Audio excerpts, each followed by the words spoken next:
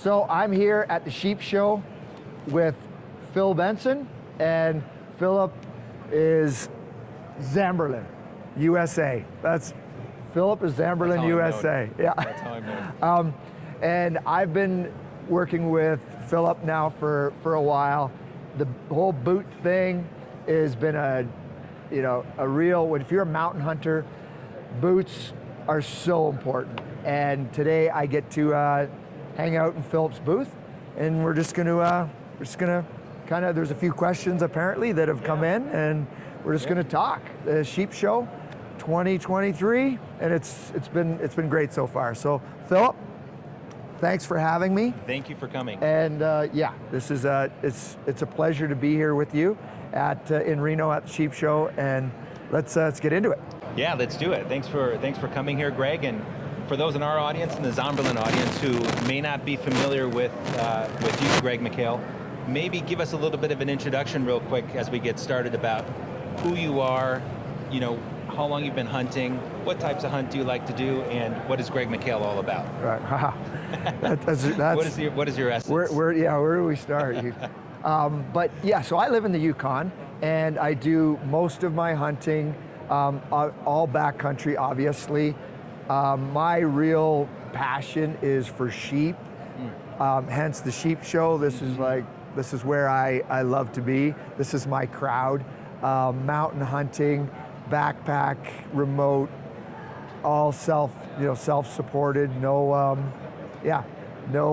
guides, none of that, because I live there, so I have the ability to be able to just get out in the backcountry with my team and I. We have a television show, Greg McHale's Wild Yukon, which is going into season 7 now. Fantastic. We're pretty excited about that.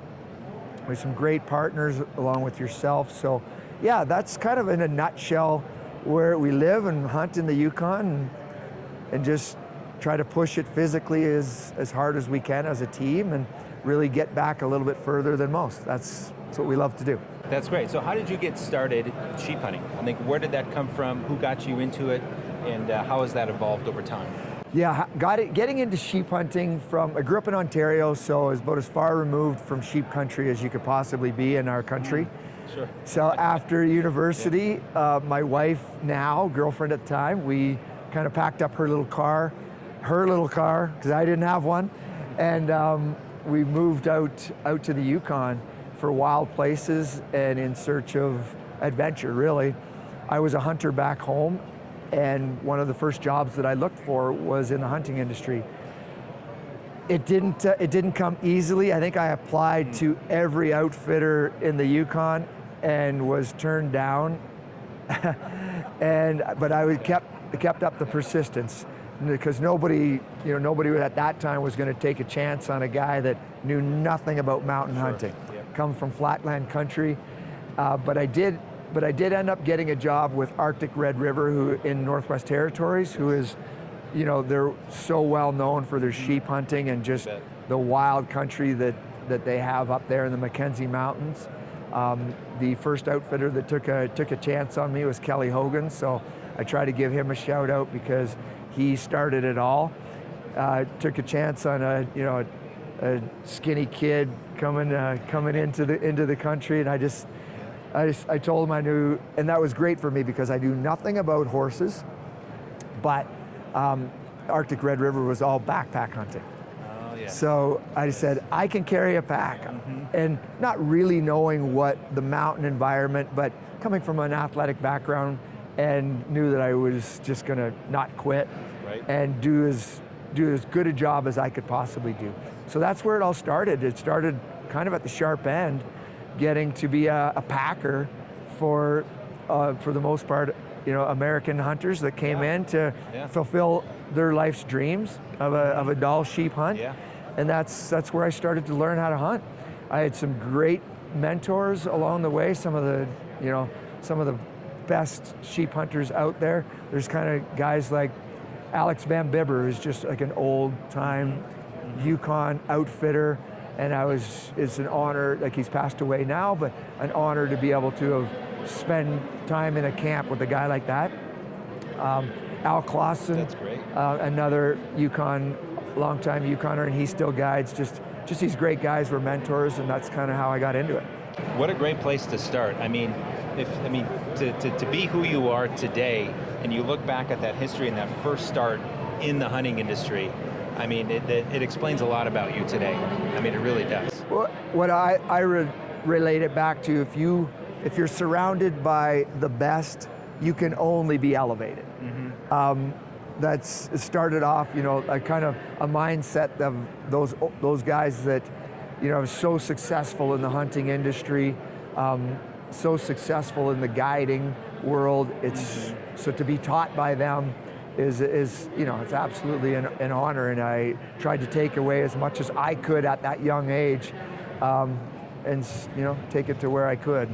And this industry is an industry of passion, right?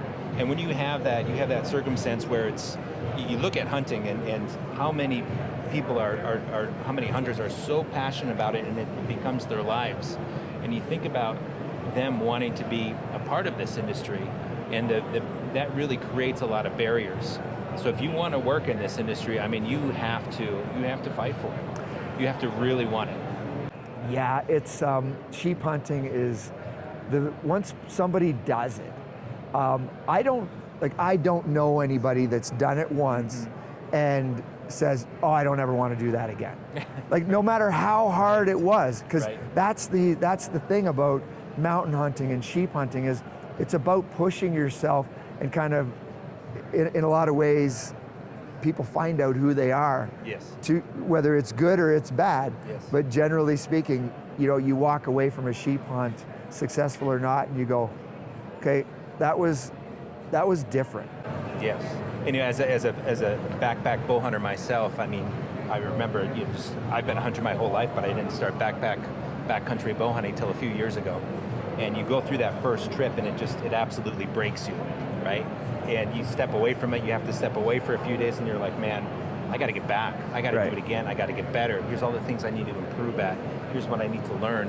And you realize after that first trip just how much of a barrier there is to get to that level, that next level where you're consistently successful. Yeah. Consistently harvesting, I should say. Yeah. Right? So what do you consider a successful hunt? Do you have to harvest to be successful? Generally speaking, I would say yes, I do, because obviously there are so many components to satisfaction of the hunt. But ultimately, at the end of the day, I'm a very competitive person, and my interest is I'm not going out there to not, take that animal. That's the ultimate goal at the end of the day. That's the mindset. Is the mindset. If it doesn't happen, do I consider it an unsuccessful trip? Not necessarily, because there are all those other components that make up, what it is to have a great hunt. Whether it's the physical difficulty, whether it's spending time in the field with great people, the beautiful environment that you're in. But when it all boils down, I'm there to achieve a goal, and that goal being to take whatever animal it is that I'm looking for. So there are degrees of success, but in my mind, it is to achieve the complete success of the hunt. There has to be, at the end of the day, I've got to be walking out with a heavy pack. And to get to that level, the amount of preparation that goes into it is, I mean, it's tremendous, right? And I know you take a lot of pride in your physical preparation, right? And seemingly in your mental preparation as well, to get ready, to be consistently performing, and to be ready for no matter what the mountain throws at you, right, on a hunt, to have no excuses, right? To be ready for whatever it takes. What are some of the things that you're doing to get ready physically and mentally and otherwise, so that you can hit that level? And what would you recommend to others that are, listening into this? What can they take away? Yeah, the mountain hunting environment, if you want to be consistently successful to the degree that I'm talking about, which is walking out with a heavy pack, you have to be able to walk into that environment physically prepared for it. Okay, which means you have to be training all year round. And because the guys that show up and that started training, a month, a couple weeks ahead of time, inevitably there are going to be, Mother Nature is going to throw stuff at you that is going to break down the mind first. And you're going to be tired, you're not going to be physically, going to be exhausted, and then that part breaks it down and creeps into your mind, and that's an easy way out. Because once you start walking up that first mountain with the full pack, you're going to know, am I ready for this or am I not? And if you it doesn't take long. No, if you had set the groundwork of preparing all year round for this, then that's not going to be part of your mindset that you're physically not there. So that's where it starts.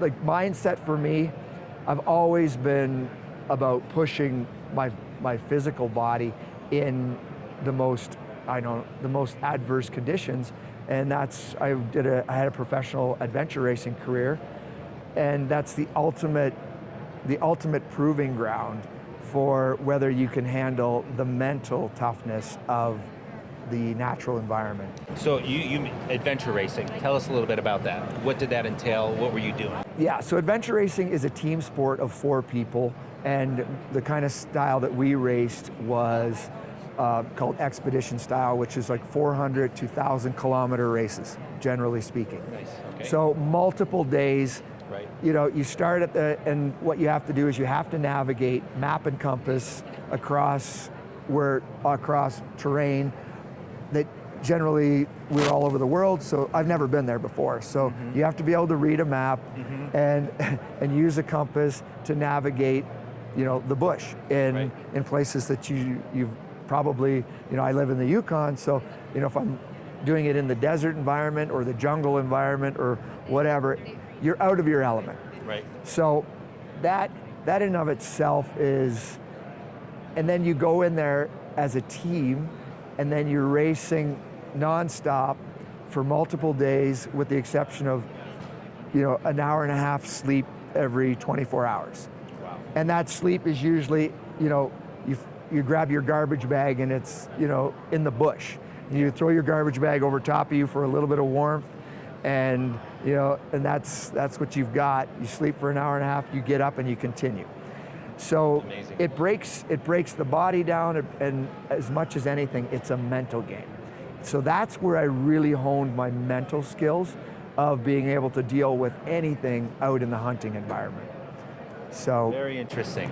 So you're not talking about like meditation or other things that you're doing mentally. It's really pushing yourself over the edge physically to condition your mind over time to be used to that, right? To accept that discomfort, to embrace it, so to speak, embracing the the difficulty, as we say. Yeah, embracing the suck is one of those terms. Right. But I think that success, whether it's business, whether it's a racing environment, whether it's hunting, if you seek out, the thing about me is I've always sought out difficulty, usually manifesting itself in physical difficulty.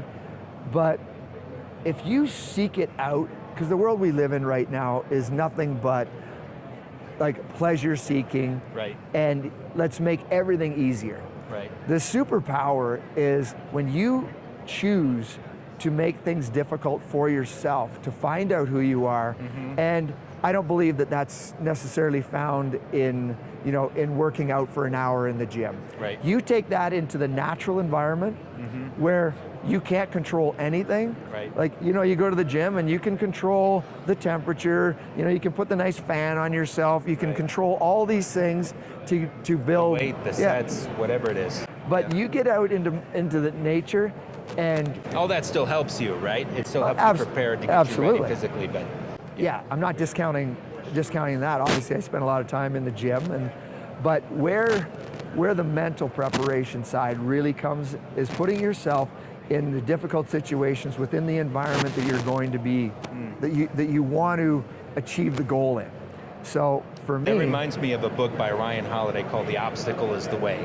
Okay. I don't know if you're familiar with that. No, I'm not. That's the whole topic of the book, is putting yourself you know, instead of avoiding the difficult obstacle, using that as your path forward, because that invariably will lead to the return that you're looking for in your time and your effort in your life. Yeah. So just very, very similar parallel.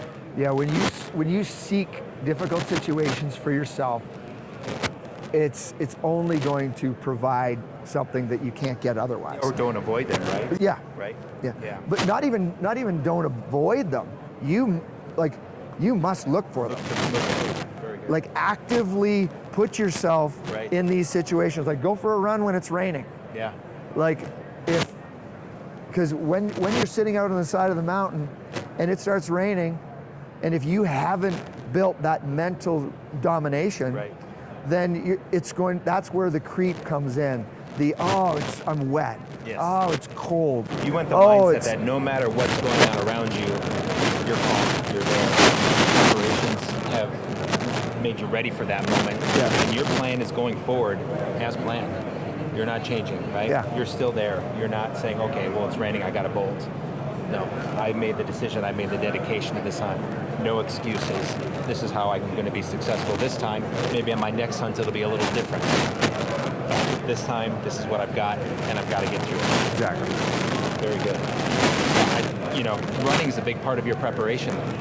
That's very interesting. A lot of guys you hear about this in the industry, a lot of guys doing more and more trail running as preparation, whereas I think, you still see a lot of guys out there that using primarily like weightlifting as their primary means of preparation for the hunt. Yeah. So I think that's really interesting that you've got that adventure racing background, and just looking at you as physically as a person, you're very trim, right? You can tell you're solid, you're very strong, but you don't have a lot of excess weight on yourself, right? So that shows in you. Yeah, I think for me, what is really what I believe is the ultimate mountain body is one that is not carrying a whole lot of muscle mass, because in the mountain hunting environment, when you can have to go day after day. I talked to a fellow today that was on a sheep hunt 28 days.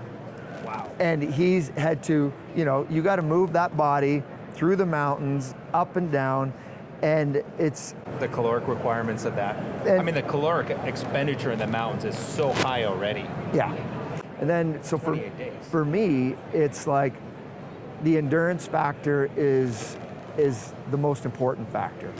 Obviously, you have to be strong enough to be able to carry the weight of your pack and carry, obviously, a heavier pack on the way out. But really, it's day after day being able to grind it out, and endurance is the key for me. Like, it's ultimately what really matters. And most people, I think, are really pushing a lot of weight. Now, don't get me wrong that I don't push weight in the gym, because I want to be strong. I want to be able to pick that pack up and be able to move it around. And when it is time to come out with that 100-pound pack, you got to be strong too. No, it's very obvious. You have your strength element is there. It's definitely there. So you have a program though, right? You have a program that you follow. So we have, my wife and I have put together what we believe is certainly a great foundational program to get a person prepared for a mountain hunt. And a lot of that program is based, and we built it specifically for people that are really wanting to enter into the mountain hunting world, for sure, and it's certainly based off of body weight exercises, so that you don't have to have a gym in order to be able to get, because I have a small gym at my house, but a lot of the stuff that I do is really, if you move your body in different directions and you get some cardio doing it, and then you add to that, some real cardio, I think that's the ultimate, it's going to be ultimately prepare you for the mountains. And you don't need to have this, a membership and to a gym, I don't believe, because I live in the Yukon, and I've never spent any time in a gym, the gym setting. Right. And I think that, success is built in the preparation and you can do it without a big gym, and as long as you have the mindset and you get yourself into those adverse conditions in Mother Nature is going to be the foundation to make you successful in the mountains. That's excellent. So you mentioned your wife.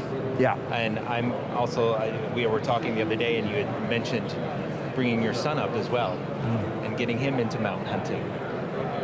And I've seen him on your social as well. You walk into the gym, you hit the wall, Yeah. right? You know, and you guys are ready to go. Tell us about that. What's it like, you know, bringing your son into the fold, and how's he responding to it? And what would you recommend to others that are, you know, trying to do the same, trying to instill that passion in their kids? Yeah, it's like when you even mention it, I kind of light up because there's nothing as a parent, like I raced all over the world pre-children, and you know, obviously trying to accomplish things for myself, and it was really like go, go, go, not just myself, but my wife and I, who's a tremendous athlete, and you're very tunnel vision, but you have kids and things change. So when my son was on his first sheep hunt at 7 years old with my father, and he was in his 70s. So it was just an amazing experience to be able to take out this little guy that knows nothing, and you know, he's relying on you to make all the right decisions, to you know, but at the same time willing to go because he trusts that I'm gonna make it all happen, or not necessarily in taking a ram, but just we're gonna have this experience that I believe he can do. And most people would say, oh, a 7-year-old on a sheep hunt, that's kind of crazy. But fortunately, we have two, you know, very driven children. I have a daughter that's 7, and her name is Yari, and Coulter, he's now 10. But on that first sheep hunt with him, we've been kind of cultivating this atmosphere within our family of what I call mental domination. And both of them are really picking up on it. And he's the kind of kid that puts his head down and he just goes. The greatest moment for me on that sheep hunt with him, besides obviously the three of us, my father took a sheep and the three of us, you know, all experienced that together. But the proudest moment for me is on that hunt is we were heading, the sheep was in our packs, and my son had a boned out hindquarter in his pack with his stuff. I was carrying, like he was just had a sleeping bag and just like some light stuff, and I was carrying the rest, but he's 7 here. Right. He had a boned out hindquarter of a sheep, and he carried this back to the airplane. And at one time, it's raining out, we're in the willows, and the willows are over my head, and I'm shuttling back and forth to take my pack up, and then I would shuttle back and get my dad's pack. And then I would move that pack, and by that time he would get there. And all this time, you know, as I would go back, my son would just continue on. Yes. Through the willows, in the soak, it's pouring out, through the rain, just put his head down, and you know, I said, go toward that mountain. So he could see the top of that mountain in the distance. And there was one time where I felt too long for my comfort, and I'm standing on the top of a boulder and trying to look over the buckbrush and in the alder to see movement of alder. And I can see, like, you know, 100 yards up there's this little guy by himself just moving through the alder, and you can just kind of see it. I can imagine the pride that you're feeling at that point. So this little guy gets it. He has something that I didn't have, and maybe because I wasn't pushed in the same way that I think that we're pushing him or giving him these experiences. But you know, this kid wakes up now now he's to set his alarm for 5 a.m. It used to be 5:30. And I used to be able to get up at 4:30 and, you know, get a 45 minutes of a workout in before he comes down. But now he sets his alarm at 5, and I'm like, man, you're killing me. Now I got to get up at 4 because like his alarm goes off, and you know, he gets himself dressed, comes down to the gym, and he's ready to go. And then we're out to the skating rink or whatever, because he's a big hockey player. He loves hockey, so that's his passion. So I understand that problem, right? I have to get up earlier and earlier every day, it seems, as well, to be able to go down to the garage, get my workout in, get on the treadmill, whatever. Yeah. Because as soon as he realizes it, that I'm down there and I'm out working out, he's got to be there too. Yeah, right? And he's only 4. That's right? cool. So he loves to come down and peek out the door and go, "Morning, Daddy. Yeah. Are you working out?" Yeah, and that's super prideful, I think, when you know, when the kids are seeing you. 'Cause I think that a lot of parents, and this is my theory, like kids are so smart. They see what you're doing as a parent, and when just physical activity is just part of our lifestyle, they want to do that because they want to emulate dad, like good or bad. It's powerful. Good or bad. And I think that not just dad, but mom as well. You know, our kids are watching, and it's up to us to build the best human for the next generation that we possibly can. And that's why I believe that physical fitness and outdoor environments are just where we need to be, you know, to be taking our kids, because They're damned so if I have a ideal. 30-year-old playing video games in my basement. Like, and that's the way I see the world going. You know, and it's, you know, when you think about it from just a mental development perspective, physical activity and being in the outdoors, I mean, those are 2 of the healthiest things human beings can do, regardless of age. But instilling in them at a young age, going up and developing those habits, that will stay with them forever. Forever. It's such a gift. Yeah. It's such a gift. I think the 3 basic things of life that we're all, to me, it's health is number 1. Relationships are number 2. If you have your health and your relationships intact, then number 3, you can worry about your finances. Because if you have those 2 things taken care of, the finances are going to come. Because you've got good people around you that you love and that love, you know, that love you, and now you've got this support mechanism to go, okay, what's next? And then it's about, you know, taking care of those people around you through the financial, because we all want to be able to not worry about that. Yeah, you've got to have those capacities down, right? You have to be there. You've got to get your tools sharpened. You got to be ready for the fight day in and day out. So, yeah, I agree. So part of health is nutrition, right? And if you look at, you know, being a consistent harvester of game, you know, you look at game meats, very nutritious. As good as it gets. As good as it gets. Are you a good cook? Ooh. What do you do with your meat? Who's preparing it? Is it more your wife? Is it you? So if you ask my kids, am I a good cook? They would be like, yes, 100%. If you ask anybody else, because all I do, the only cooking I do, generally speaking, is meat. Okay, yes. So, and my kids. Similar in our family. Yeah, we very much eat what I would consider like whole foods.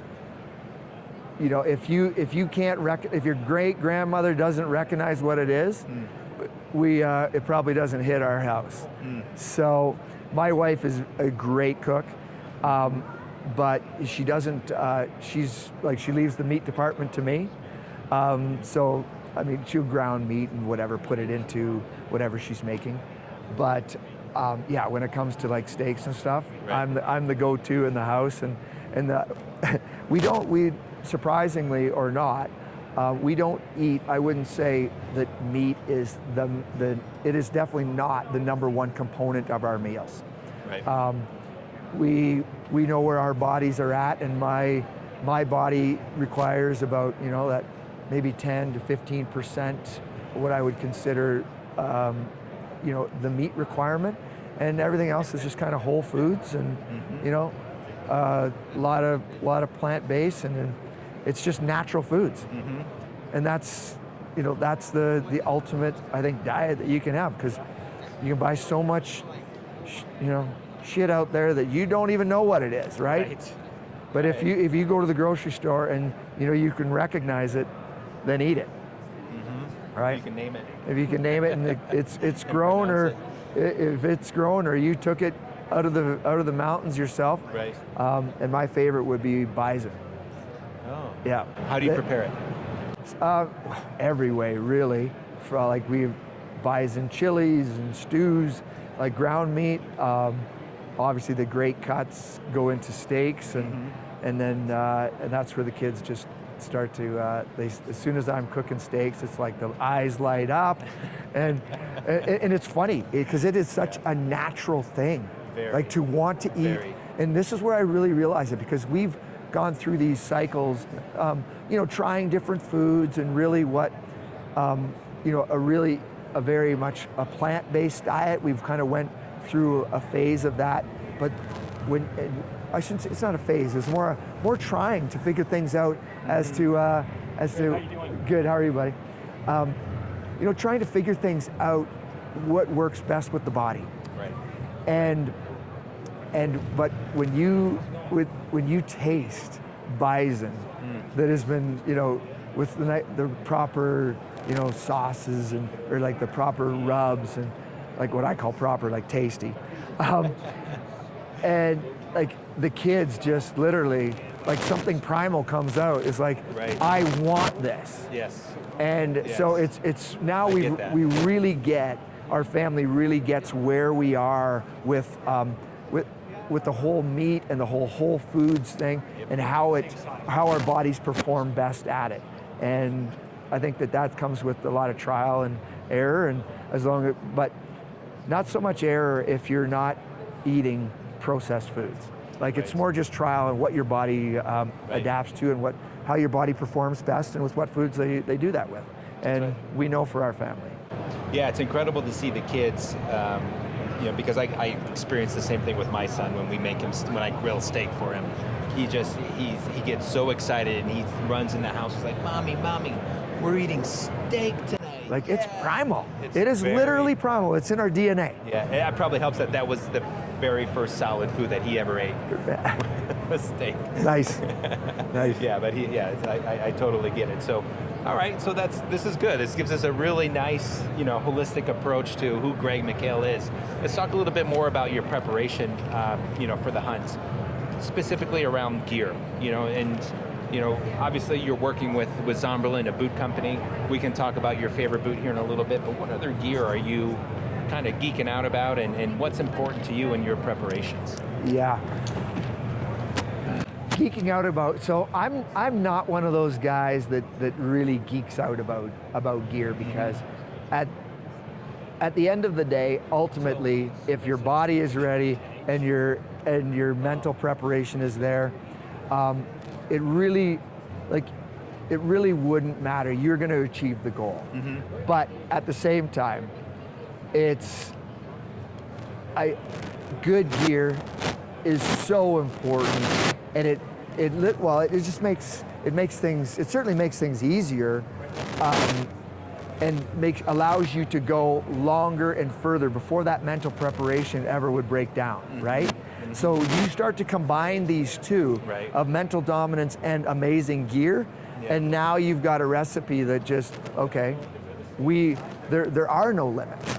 So there's a lot of great things, and obviously boots is a huge component to being able to staying, you guys used to, back in the day, used to wear gum boots, like in the mountains. Now, would those same guys be able to achieve or go as far and as long, or would they even think to do so as us today? The answer to that, I believe, is no. Now, having said that, their hunts used, like in the 1920s, those guys were clearly hard men, right? In a different aspect, but because when you go on a hunt like that back in 100 years ago, you were going for a month. So you knew, like, this is going to be a long grind out, and we're gonna, exposed. Right. Without the security technologies that we have today, the GPSs, whatever, there's so much that goes to enabling somebody being as far back in the backcountry for as long as you are, you know, in a safe way that didn't exist then. That's right. So I've made like great admiration for those pioneers, right? And the way in which they did it. But at the same time, those guys also had the best of the gear that they could have back in that day. Right. So we were all doing the same thing. Right? Like, okay, if a pair of wool pants is the best gear 100 years ago, well, you're gonna have the best wool pants that money could buy back then. So nothing has changed in that regard. Right. And now the gear is so technical, and we just don't spend that much time in the backcountry, because I think you have great as those trips, because they don't exist anymore. Right. Pretty much. Right. And we have such access to it, whether it's like me with airplanes, or would I love to go and do, my ultimate dream would be to go and do one of those 1 month long hunts where you harvest all of these animals, and you do it in, you know, the kind of gear of the 1920s in that period, and just go and push it.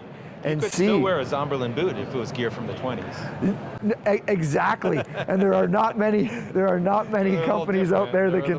Right. But you know, when we look back in history and we admire these kind of pioneers, you know, if you're worth your salt, I think sometimes you kind of go, hey, I wonder how I would have done back then. Right. And those are the kind of things that I think about. And would I have gravitated toward that? Right. Had I been? I know I would have. Like, because you don't take the passion, or once you get a taste of these, for me, once I got a taste of, well, I had to move 6,000 kilometers in search of adventure to one of the wildest places in the world. And so I would have been, had I had the finances back in the 1920s to be able to do such a thing, I'd have been there. I would have probably had to do the same thing that I did, which is move to that place, and I would would have been a guide, right, in search of that adventure. Right. I could see that. Because that's what I had to do. Because I knew, I didn't even know what a doll sheep was when I moved to the Yukon. But I knew that I needed wild places in mountain environments that nobody else that I knew had ever been to. Right. So that was the allure for me. There are so many pioneers in this industry that have made what we do today possible too, right? I mean, to recognize that and to understand that and you know, pay homage to it is incredible. And I think, you know, for your purposes, your role, you're inspiring so many people out there to do the things that you're doing as well, right? To get out there, to get fit, to get into, you know, the mindset and the attitude that, you know, I can do that as well. I can get back there. I can make this happen. You don't necessarily have to be an adventure racer. No, it definitely helps. But I mean, you're inspiring a lot of people, and you're paving that groundwork as a pioneer yourself in that way, right? You know, doing it in a modern manner, of course. Yeah. Well, I appreciate that.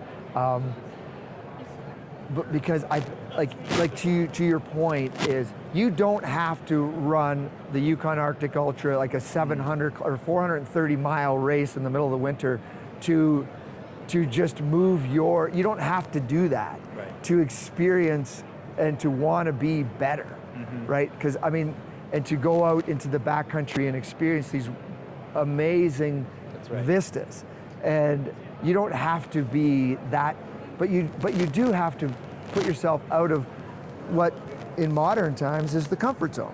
Yes. And that's why Denise and I have created, my wife who's created the Power Hunter Fitness Program to let people know, okay, like it's achievable by anybody. And I did, it all started with, regardless of where you're starting from, right? And you know, and that's the whole point. You improve a little bit, then you get, you know, new things open up to you. And the things that you get exposed to hunting in the backcountry that are so unexpected, you know, from trip to trip, are just, that's what makes it, part of what makes it so special for me in particular, right? And I know the more I put into it, the more I get those experiences and that exposure. And it's not going to be the same as what you're doing, but it's going to be new and incredible for me, Yeah. right? And every time out, it just gets a little better. I had the opportunity to do a desert hunt, mule deer hunt, bow hunt this year, and in a place where I didn't even think deer existed, right? And it was harsh. I mean, it was hot. It was over 100 degrees. Yeah. Dealing with cactus and cholla and all sorts of, hazards, and it was incredible. It was beautiful, but it was hard, right? And I had to push myself, and I would have never have gotten that type of experience if it were not for hunting. Yeah. So, sorry, I didn't mean to change the subject a little bit. I think that's really important. It is about those experiences, but it starts with, for you, you're fit too, and you put yourself in that environment, and you can, the challenges are different. The challenges, and the environment is going to bring its own challenges, right? But the fitter you are, the less those challenges become, and the more you can focus on the hunt. Right. So that's where, like, Denise and I created this, when, like you were mentioning, I walked down into my basement and I slapped the poster. The do the work is fundamentally the motto to me, and I post a 10-minute workout every day, because that's literally all that it takes to start to change your life is 10 minutes, and everybody on the planet has 10 minutes a day. Because if you say, I don't have 10 minutes a day to invest in myself physically, then you're absolutely lying to yourself, and you're lying to everybody else. Yeah. So that's where it starts, with that 10, and I got buddies, how the 10 minutes of I'm gonna go off on that, because I really want to enforce this point, is the 10 minutes of do the work for me started when I went on a moose hunt with my 6 great friends, childhood friends. Okay. And they convinced me to take them on a moose hunt, and this is 2 years ago now.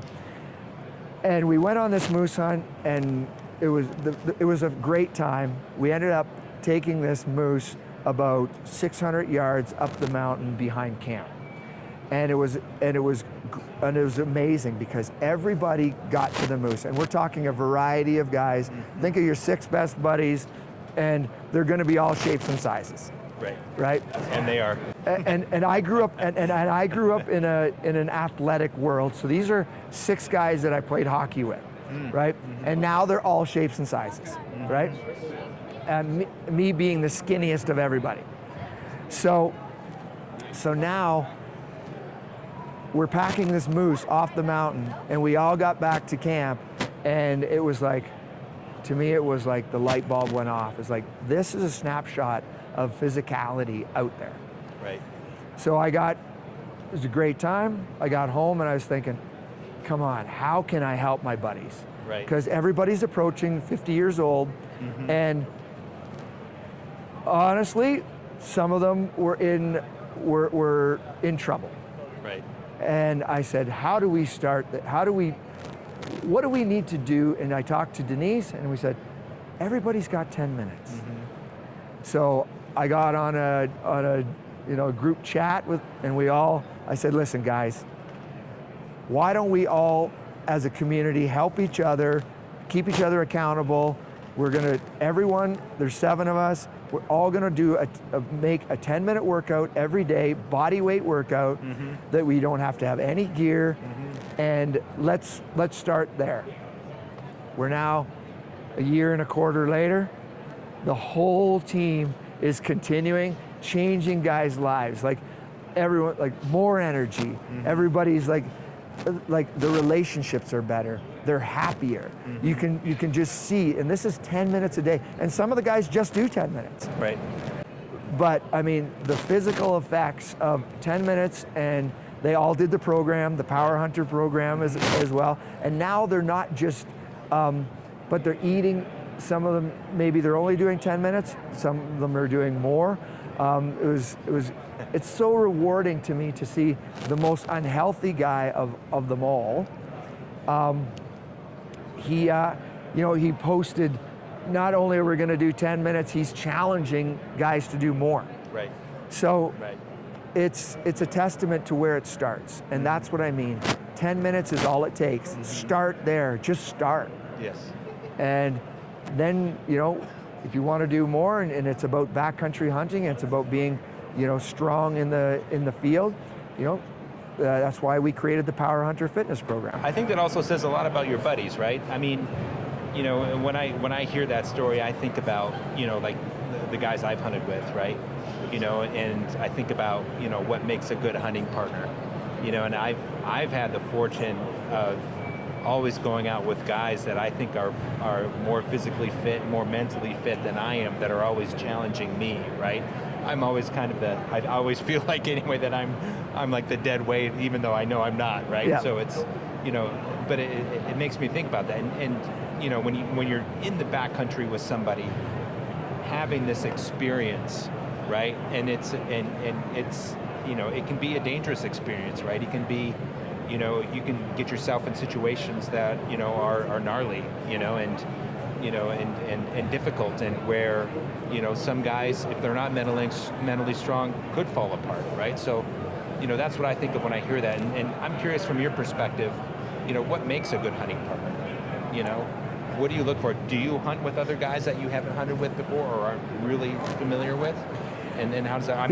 You've obviously been a guide before, so yeah, you've probably got a pretty good awareness or a strong opinion, I'll say. Yeah, so I definitely have a strong opinion on what makes a good hunting partner, but I'm in a unique situation in that, like, I expect a lot from the people that I hunt with. Whether it's my father and he's 76 years old, or whether it's my son that's 7, I expect a lot from both of them. And if it's a hunting partner that we're now I'm behind there's the cameras that are often involved with my, I shouldn't say often, all the time. I don't. That's got to be motivating in its own right? I mean, you can't have a power hunter program and the claims that you have, and then have cameras on you and not deliver. So yeah, the whole camera thing brings a unique perspective to it. But prior to put it into your average person's idea of a good hunting partner, so what I look for is, first off, they got to be physically fit, because the mountain, it's number one. Like, and it's got to be comparable to mine, because if you have one guy that's super fit and one guy that is really lagging all the time, the mental strain on the guy behind just trying to keep up is its own battle. Sure. Yeah. And then you start to add the elements of Mother Nature to that, and that battle gets lost. Like, that individual just loses the battle. My wife often, she's a great runner, but when we're both super running fit, and in our racing days, it's like, and she's just there to try to keep up, and then maybe I would stop and I'm navigating or something, and then the person catches up, and this is what happens in the mountains, is the guy that's fit goes ahead, stops, rests, the other guy catches up, the guy that's fit, he's ready to go. Yeah. And then that guy doesn't get any rest. I've experienced that. Yeah. Right, and it's not that if you have one guy that's super fit and is not aware of his partner, and I guess awareness of what is the goal here. Right. And that's where great teammates with a good team attitude, that's where adventure racing for me was so powerful. Because if you and I are on a team, we don't win this race until we all cross the line together. Right. And that's ultimately, you want to choose people that are of similar physical ability, but there are times in adventure racing when I show up at the start line and can be the strongest guy in the team, and then 2 days into it, I'm the weakest guy on the team, and you're carrying my backpack. Right. Like, you have a pack on your back and you have one on your front, and maybe a tow line hooked to my waist, and you're pulling, you're towing me, and when you can, and that's very ego. You have to be able to let go of your ego. So when I look for teammates that don't have a huge ego, that can understand what it is that we're trying to achieve together. Right. Like, if, And what the reality of the situation is as well. I mean, if you're at risk in a particular situation and being able to handle it and understand it and not trying to fight it because of your ego. So there's so many things that come into the team aspect of being successful on the mountain, and that's a big part of it. Like, if I'm lagging behind and you're leading the way, you stop to take a break, I catch up to you and you take off, it's demoralizing. Yeah. It's like I'm going, come on, man. like give me a break it here. It can be for both too, right? Yeah. For both people. Frustrating for the guy in the front, and demoralizing for the guy in behind. So really trying to find those teammates first off that have physical comparability and dedication. Yeah. To it. Yeah. You have to be shooting for the same goal. Like, you don't show up to an adventure race and one guy just wants to finish the race and the other guy wants to win. Well, that's not going to go well. No. Like, you have to have the same goal in mind, and yeah, that's kind of where it starts, and it starts with the physical fitness being in line. Well, let's tie things back to the show a little bit. Yeah. Back to our world here where we're at. You probably see a lot of people walking around here, walking behind us. You know, a lot of noise going on. It's I think we're actually, people are not wanting to walk behind because they don't want to cut into the camera. Quite a few people have avoided us, and some others have gone on. So let's talk gear here real quick for a second. You know, we haven't talked about boots yet. Yeah. Right. And so, you know, let's talk about boots. Let's be. I'll be a little selfish here and say, hey, I want to talk about. No, this is easy. Your experience. So this is easy. I don't know what your questions are going to be, but I know that I can answer it. Well, let me I'm start not really then. Sure. Yeah, I'll let you start. Go for it. What's working for you? So I've been in the mountain hunting world for 25 plus years.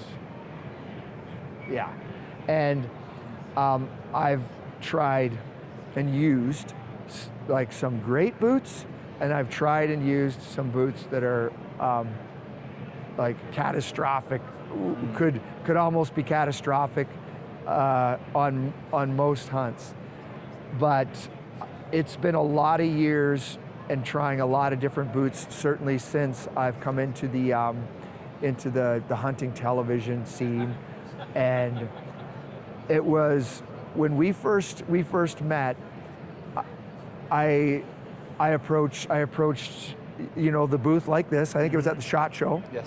And that's where we first met, and you said, Greg, try the boots out. And I was like, yep, I'll try the boots out, because I would never put my name to a pair of boots or put my support behind a pair of boots that I didn't believe in.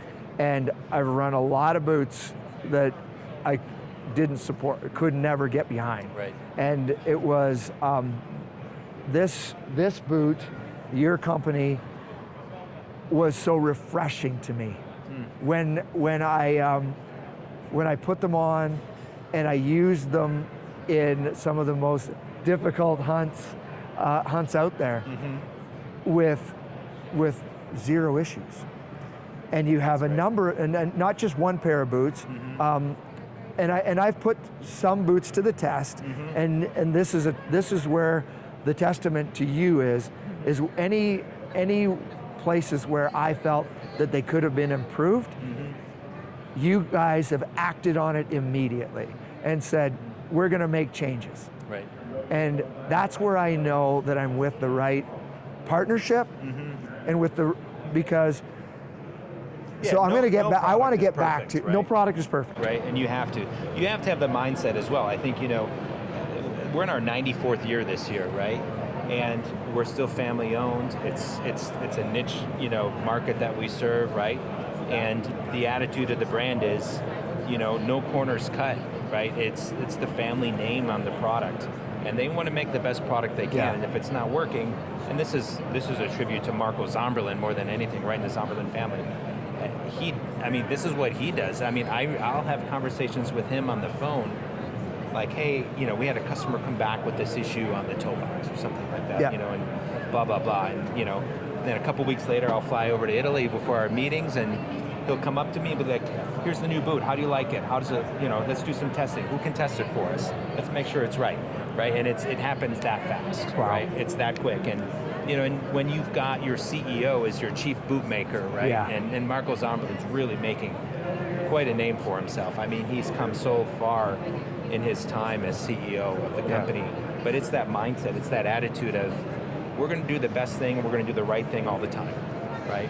And that's how you succeed. We got guys like Greg out there. We've got other people on the, on Everest or wherever they are. Yep. They're putting themselves at risk, and you can't afford a catastrophic failure. That's just not acceptable. Yeah. So, trying kind of to get back to where I want to go with this is because it's exciting to me, because it took a long time. Like, it took a long time to find that partner in Zamberlan that I could really feel comfortable in saying, you know what, it's not just the product, but it's that attitude. Yeah. That attitude toward perfection. Yeah. We're always trying to, like, you have this similar, like, the company has a similar attitude toward me. I just want to tell me what I'm doing wrong, because I want to be the best that I can be. Yeah. And when you have a company that has that same kind of mentality, it's and produce a product that is amazing. It took us a long time to get going as well once we started working together to really get going. Yeah. If I recall, I mean, because it's almost like a dance, right? You're feeling each other out, and Totally.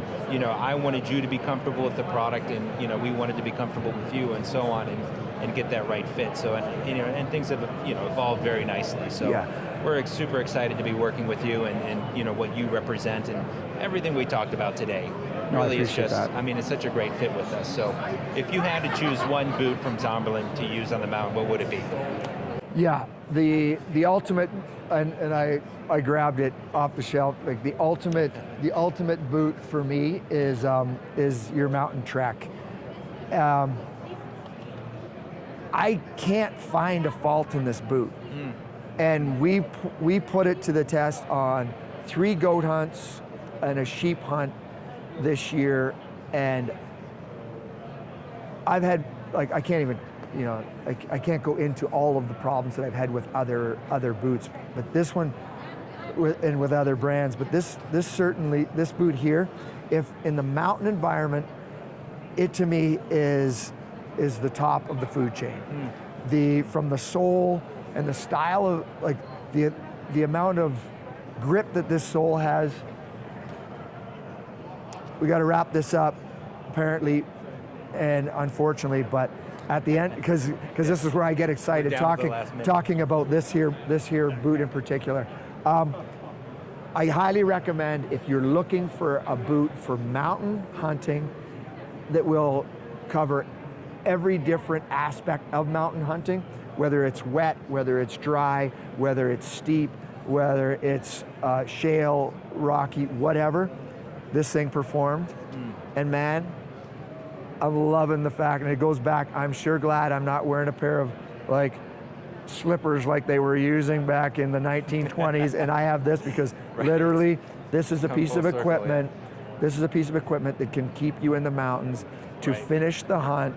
And then after that, it's up to your physical ability and your mental ability, because this thing is not going to fail you. Yeah. You don't want to be thinking about your boots in the mountain at all. I'm never a hard sale. Like, I've never been the guy that hard sells on anything, and but for me, it's exciting. Yeah. Because it's been 5-6 years of searching to find this boot. That's exciting. And that's what's exciting for me. Because this is easy. This is easy for me to sit here and say, this is it, because I know it's it. Well, fantastic. Thank you so much for your time. Thank you for your partnership and your friendship.